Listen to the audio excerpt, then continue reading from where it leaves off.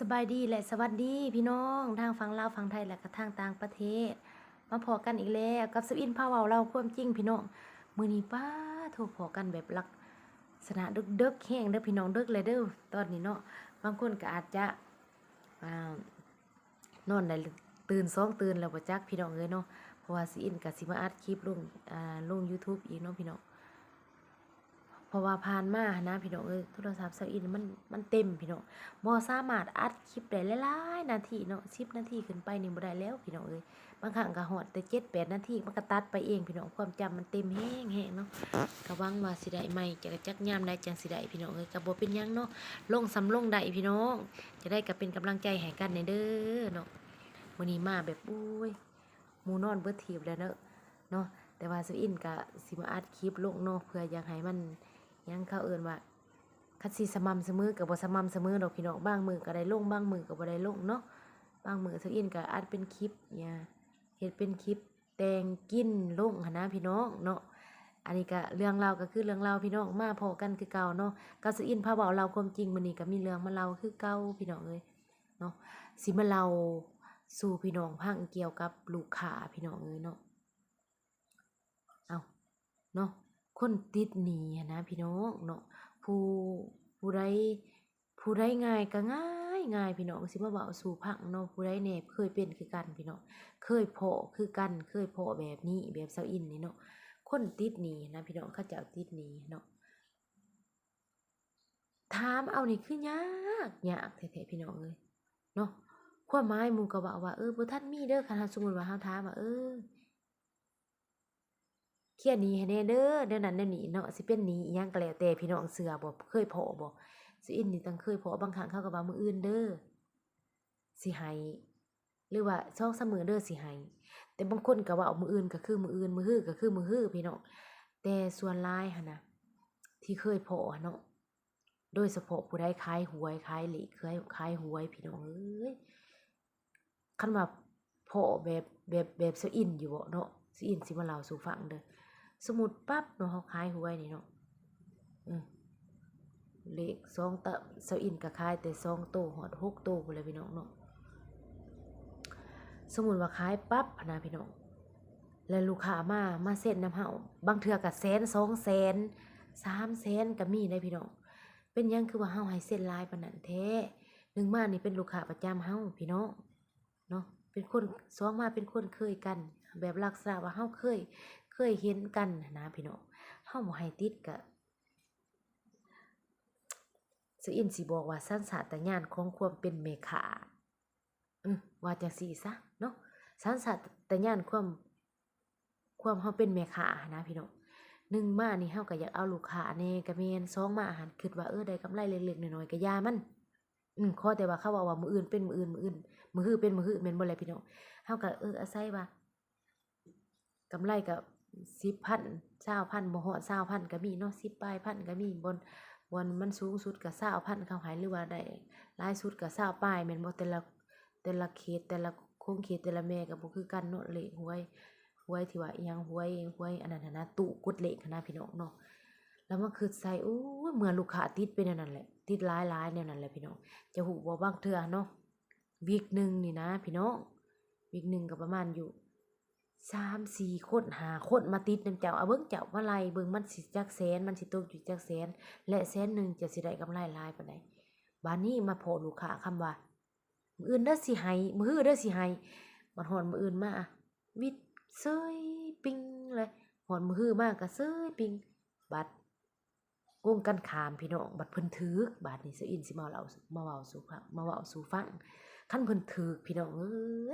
เวลาเพิ่นถือหั้นนะอันนี้ขอโทษนำลายขออโหสิให้เด้อเนาะสิอินขออโหสินำผู้ใดที่ว่าเป็นลูกค้าง่ายๆหั้นนะเนาะ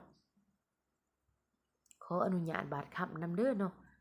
ผู้ใดที่ว่าง่ายๆหั้นสิอินก็จะบ่เว้าเด้อเอาแต่พวกยากๆเนาะก็สิบ่เอ่ยชื่อดอกหั้นสิคิดว่าพวกต้องหลายๆคนต้องได้พ้ออะไรแบบนี้หั้นเนาะบัดเพิ่นถูกปุ๊บหั้นนะพี่น้อง บ่โทรมาแต่หลังเลขออกโลดได้ไผแหน่เคยเป็นคือกันป๊าเออว่าจั่งใดพอมีอยู่บ่ว่าได้เออโอนให้ก่อนส่ำนั้นส่ำนี้ได้บ่จั่งซี้ได้พี่น้อง บาดบ่ถึกปั๊บเนาะหลังเลขออกมิดจิลีบางครั้งแม่เลขเฮาก็สิบ่ถามดอกคันเฮาบ่ถึกเขาบ่ถึกหลายอีหลีลูกถึกหลายอีหลีจนเฮาบ่มีเงินความหมายว่าเฮาก็จนบ่มีเงินสิให้เขาแล้วเฮาไปถามเอามื้ออื่นมาสิอินเชื่อว่าแม่ค้านี่หลายคนสิบ่ถามเนาะตื่นเช้ามาสิบ่ถามลูกค้าพุ่นจะฮอดงวดชนงวดเนาะพี่น้องจะเป็นแนวนี้อันสำหรับแม่ค้าบัดนี้ลูกค้าเพิ่นติเนาะหลังจากบ่ถือแล้วมื้ออื่นมาเงียบไปแหละฮอดงวดชนงวดเฮาแชทไปบ่ทันมีเด้อบ่ทันมีของเพิ่นนั่นพี่น้องเนาะอันนี้เซาอินสิเว้าเฉพาะคนยากสุดเด้อขอโทษน้ำละลายอย่างว่าเนาะถ้าว่ามาเห็นคลิปนี้เนาะบ่ว่าลูกค้าทางใดก็แล้วแต่เนาะถ้ามาเห็นเนาะขอโทษน้ำละลายเนาะหาเสร็จหาหรือว่าโทรหาหรือว่าอิหยังก็แล้วแต่เห็นเฮานี่จะว่าบ่มีหาเพิ่นก็ยังไปอันนั้นทางอื่นได้เพิ่นก็หาบ่อนสื่อทางใหม่ไปซื้ออยู่หันไปซื้ออยู่นี่แท้ได้บัดนี้เพื่อหยังเฮาก็บ่จักดอกเป็นหยังเนาะแต่ว่าบางครั้งเฮาก็เห็นอยู่ได้ใส่จ่ายเงินครับนะพี่น้องที่ว่าสิอินมาคิดใส่มันเป็นจังได๋วะเนาะกำไรเฮาก็บ่ได้หลายพี่น้องเอ้ยเนาะมาคิดใส่เขาติดหลายเนาะเจ้าก็ติดผู้นี้ติดให้เจ้าคิดว่าเจ้าติดเขาแล้วก็ต้องมีคนอื่นอีกได้ติดไหมคะคนหนึ่งน่ะขายครั้งหนึ่งมีหลายคนติดผู้ใดอีหลีตัวนี้เนาะสิอินถือว่าโอ้ยมาคิดใส่ตาแล้วคือคู่มือนี่แม่นว่าพี่น้องของเขาอยากมากแพงเนาะอีหยังก็มีแต่คันสิว่ามันเป็นช่วงวิกฤตเนาะเศรษฐกิจเฮามันเพ้อเนาะช่วงนี้แล้วคือใส่น้ำหมอกน้ำมันอีหยังก็โอ้ยหาก็ยาก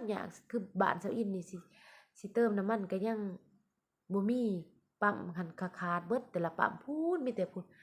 อยู่ไกลตัวเมืองพี่น้องเอ้ยเขาจะเอาไปเติมมื้อนี้เนาะมันมาอาหารป้ารถหันเขาว่า3-4 ลักรถเลียนอันนั้นอีหยังว่ารอคิวหันนะพี่น้องมันก็สิบ่เบิดบาทเดียวหรือว่าคันปานนั้นพี่น้องว่าคือสิอินบ่เนาะบางคนไถไร่ไถสวนบางคนก็ไปโอ้ยหลายสิ่งหลายอย่างดุดไร่ดุดนาดุดน้องจกน้องจกดินจกหยังต่างๆเนาะแล้วก็มาความหมายว่าแพงส่ำใดเขาก็สิซื้อนะความหมายว่าน้ำมันนี่จะเชื่อบ่คือสิอินว่าบ่ความหมายแพงส่ำใดก็บ่หมายความว่าสิแพงไปเกิน 4-50,000 ไปแบบนี้นะพี่น้องความหมายว่าซ้ำ30ป้ายคือคู่มื้อนี้เนาะ30ป้ายความหมายว่าเฮาก็ต้องได้เติมอยู่แล้วพี่น้องสิมาตีว่ามันแพงแนวนั้นแนวนี้อุ้ยเซาอินนี่ขอแต่ให้มีเติมหั้นแหละเฮามีบ่เฮาก็บ่ได้มีหันความหมายว่ามันแพงที่จะมาบ่อยากเติมกับเจ้าบ่มีน้ำมันหั่นจะสิเลือกเอาตัวใดแม่นบ่เลยจะมาคิดใส่อีกบางคนก็ติดหนี้หมู่ก็มีเอาไปจ่ายแนวอื่นโอ้ยเนาะคู่มื้อนี่ค้าขายง่ายมื้อพี่น้องเอ้ยเงิน 10,000 ลงทุนเป็นแสนปลายจังสิได้มากำไร 10,000 นั่นแฮงดีข้าวต้มขนมผู้ใดเคยขายแม่นบ่ล่ะพี่น้องบางครั้งก็บ่ฮอด 10,000 ตัวบางอันก็มีอยู่ดอก10ปลายพันตัวแสนหนึ่งนะพี่น้องกำไรหั่นถ้าลงทุนแสนหนึ่งได้10ปลายพันต้นๆแล้วก็บางครั้งก็ลงทุนแสนหนึ่งนี่ก็ได้อยู่บ่ถึง 10,000 ก็มีเนาะ 7-8,000 โอ้มาคิดใส่เป็นล้านหั่นได้อยู่ประมาณแสนหนึ่งบัดนี้เงินล้านหนึ่งสมมุติว่าหมู่มาติดเฮาอีกเด้พี่น้องกำไรก็บ่เห็นทุนก็จักหายไปใส่เบิดของใช้เด้เนาะเฮาต้องได้ใช้เงินแต่ละวันสิอินเชื่อว่าทุกคนนี่คือกันเบิดและแม่ค้านี่ถือคือกันเบิดนะแบบนี้คันเฮาบอกให้ติดก็หมู่เว้านี่นะเป็นตาน่าเชื่อพี่น้องเอ้ยมื้ออื่นมื้อฮื้อเด้อหมู่สิมาให้หมู่ว่าหมู่เว้าหั่นง่ายๆนึงได้หมู่เว้าพี่น้องเอ้ยเนาะบัดสุดท้ายมาเป็นเดือน2เดือนก็มีพี่น้องแต่ว่าคันว่าเซาอินพอเนาะเฮ็ดเป็นเดือน2เดือนสิอินตัดปัญหาเลยได้เทื่อหน้านี่ครั้งเดียวหั่นแหละครั้งเดียวอีหลีเจ้าเชื่อเขาเด้อแม่ค้าแต่ละคนบ่ต้องเฮ็ดแบบนั้นเด้ออีหลีเชื่อสิอินโลดเนาะอย่าไปเฮ็ดให้โอกาสหลายเทื่อครั้งเดียวแล้วตัดโลดว่าแต่ได้เนาะยันแต่ว่าบ่ได้หลายกว่าว่าแต่ได้เงินนำเขาให้แม่นตัดปัญหาโลดเทื่อหน้าแม่นบ่มีอีหลีหมู่ยากเฮาก็ยากคือกันพี่น้องเอ้ยให้จื้อไว้แนวนั้นคู่มื้อนี้อีหลีของอิหยังก็แพงหาเงินหาค่ำเพื่อสิได้อุ้ยกำไรเล็กๆน้อยๆพี่น้องเอ้ยเอาไปมาเฮาลงทุนหั่นหายทั้งทุนหายทั้งกำไรเลยบ่เห็นคันหมู่ติดนี่แฮงมื้อเงินอยู่นำหมู่เบิด โดยเฉพาะขายเหล็กขายหวยนี่เจ้าก็ต้องจกเงินแต่ทงเจ้าแหละที่ว่าซื้ออินมาคิดใส่โอ้ยคือว่าเป็นแนวนี้เนาะหมู่ว่ามื้ออื่นมื้อฮื้อบัดสุดท้ายมาหมู่ก็เซยหันน่ะคันว่ามื้ออื่นมื้อฮื้อก็ว่ามื้ออื่นมื้อฮื้อบ่มีก็ว่าอาทิตย์หน้า2อาทิตย์บ่ก็ว่าไปหมู่ก็ยังสิบ่คล้องเฮาหมู่ก็สิประเมินเงินในกระเป๋าเฮาหมู่หันว่าสามารถถอกแม่ได้บ่คันหมู่บ่สามารถถอกแม่ได้หมู่ก็สิบ่ให้เฮาติดหลายความหมายว่าเขาจะบ่ตัวเขาแนวนั้นเขาจะไปตัวเขาแนวนั้นน่ะเทื่อเดียวพี่น้องบ่ว่าค้าขายง่ายมือบ่ว่าเจ้าสิไปซื้ออยู่ไสก็แล้วแต่ลูกค้าแบบนั้นหั่น เขาก็จะเค็ดได้พวกแม่ค้าพ่อค้านี่เขาจะเค็ดเขาจะบ่ได้หายจะติดอีกต่อไปแม่นบ่แหละสิอินเว้าถูกหรือเว้าผิดพวกเจ้าเนาะคันว่าลูกค้ามาเห็นก็ขอโทษนำหลายๆเด้อเนาะที่ว่าเว้าหั้นเว้าเฉพาะคนมักยากอีหลีเนาะจึงออกมาเว้าบ่มันก็เหลืออดแหละพี่น้องเอ้ยในใจก็บ่อยากเว้าหมู่ดอกเนาะเฮาเป็นแม่ค้าชาวขายเฮาก็อาศัยว่าก็อยู่นำลูกค้าแม่นบ่เลยลูกค้าดีเฮาก็ว่าดีลูกค้ามักยากเฮาก็ว่ามักยากแหละเนาะ สิให้แต่หมู่กินเปรียบหลายเฮาก็บ่ได้คือกันพี่น้องเอ้ยขายกินกับไรคุมื้อนี้อีหลีเงินมันบ่เข้าข้างออกขาไผได้บ่ถูกเลขมานี่บางครั้งมาหาเฮาแต่เช้าๆเนาะคันว่าบ่ถูกมานี่พู้ยบ่ไกลเจ้าซับคันว่าถูกนี่สมมุติว่าเจ้าบ่ได้รับโทรศัพท์จะไปเบิ่งเวียกอยู่หันอยู่นี่หันเจ้าหันมีหน้าที่จ่ายเขาอยู่แล้วแต่สมมุติว่าจะไปเวียกแต่ดึกๆนี่เพื่อเจ้าสิมาอันนี้โทรนำและย้านบ่ได้เพราะโอนก็ต้องโอนก่อนว่าจังซั่นจังซี่ได้ลูกค้าหั่น แนวใดก็น่ารักคือเก่าแหละเนาะลูกค้าจะได้ก็บ่ประมาทญาติคุณเนาะบางคนก็เห็นใจเฮาคันเขาเห็นใจเฮามันก็ดีเนาะทุกคนว่าบ่คันผู้ใดบ่เห็นใจเฮานี่โอ๊ยมีเงินก็ไปใช้ทางอื่นเฮาเห็นอยู่นะไปซื้อนั่นซื้อนี่ก็เพราะว่าสิมาพรเฮาแม่นบ่ล่ะบางครั้งอะอาทิตย์2อาทิตย์3อาทิตย์เป็นเดือนก็ยังเสยอยู่ก็เพราะมาให้เฮาก่อนเนาะสมว่าเว้ากับเฮาว่ามื้ออื่นมื้อฮื้อหั้นน่ะมันเลยก็หายไปเลยพี่น้องเอ้ย สำหรับคลิปนี้เบิดเพียงเท่านี้พี่น้อง คลิปหน้าพบกันใหม่เนาะตอนนี้บ๊ายบายทุกคนคือสินอนหลับฝันดีสองตื่นแล้วบ่จักปานนี้สิอินยังบ่ทันนอนอยู่อยากลงคลิปพี่น้องเอ้ยอยากลงให้มันอันนั้นแน่เนาะอะคลิปหน้าพบกันใหม่พี่น้อง